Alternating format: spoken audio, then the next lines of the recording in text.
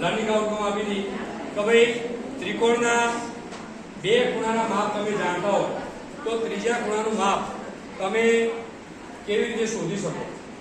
તો આ ટીએલએમ બનાવેલું છે, એમાં આ જે ત્રિકોણ બનાવેલું છે અને એ ત્રિકોણની અંદર આના જે ત્રણ ખૂણા જે રહ્યા બરાબર, એ ત્રણ ખૂણાઓ આ લીલા રંગથી રંગેલા છે અને આને તમે જ્યારે આ રીતે ભેગા કરશો એટલે આ થઈ જશે આપણો સરળ બરાબર.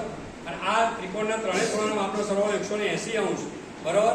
એટલે બાળકોના મગજમાં એક વસ્તુ ક્લિયર થઈ જશે કે ત્રિકોણના ત્રણેય ખૂણાના માપનો સરવાળો 180 અંશ થાય છે બરાબર. આ ત્રણ ખૂણા જે છે એ કાપેલા જે છે એ પણ અહીંયા અડધ્યું જે છે બરાબર, એ અમે કાપીને અહીંયા બતાવેલું છે. ત્યાર પછી અહીંયા તમને બતાવું કે આ જે ટીએલએમ બનાવ્યું છે અત્યારે હા, એની અંદર આ જે સરળ કોણ બનાવેલો છે એ સરળ કોણની અંદર અહીં અમે શું કરેલું છે કે એક અર્ધવર્તુળ કાપી અને ચોક્કસ માપના આપણા ખૂણા બતાવેલા છે 90 અંશનો અને એક 40 બરાબર, કાટકોણ અને લઘુકોણ આ બંને અહીંયા મૂકેલા છે અને એ પ્રશ્નાર્થ ચિહ્ન મૂકેલું છે.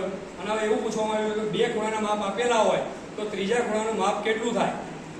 તો આ બંનેનો આપણે સરવાળો કરીએ અને આ જે સરળ કોણ જે બને છે અર્ધવર્તુળ બને છે એ 180 માંથી આનો સરવાળો એટલે 90 40 એટલે 130 180 માંથી 130 બાદ કરશો એટલે 50 વધશે.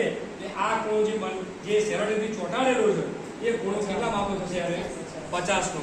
અને હું માનું છું ત્યાં આવું જો ટીએલએમ બાળકો બનાવશે તો એમના મગજનો કોન્સેપ્ટ ક્લિયર થઈ જશે અને બે ખૂણાના માપ આપેલા હોય એના ઉપરથી સરળતાથી એ એકદમ ઇઝીલી એ ત્રીજા ખૂણાનું માપ શોધી શકશે બરાબર.